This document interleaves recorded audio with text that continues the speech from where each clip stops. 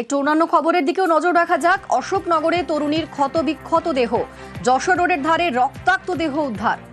তরুণীর বুকে পিঠে গভীর ক্ষত চিহ্ন। আমাদের সঙ্গে রয়েছেন প্রতিনিধি জিয়াউল। জিয়াউল, এখন অবধি কি খবর পাওয়া যাচ্ছে?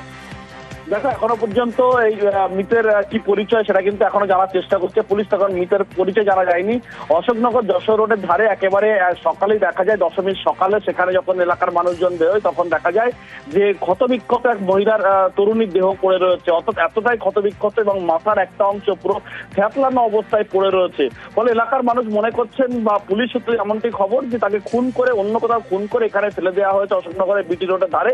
ফলে কি কারণে, কি উদ্দেশ্যে খুন বা কি পরিচয় এখনো পর্যন্ত জানার চেষ্টা করছে পুলিশ। ফলে যথেষ্ট এই একটা আতঙ্কের পরিবেশ তৈরি হয় অশোকনগরের এই যশোর লাগোয়া এলাকায়। অনিন্দিতা, বেশ, ধন্যবাদ জিয়াউল।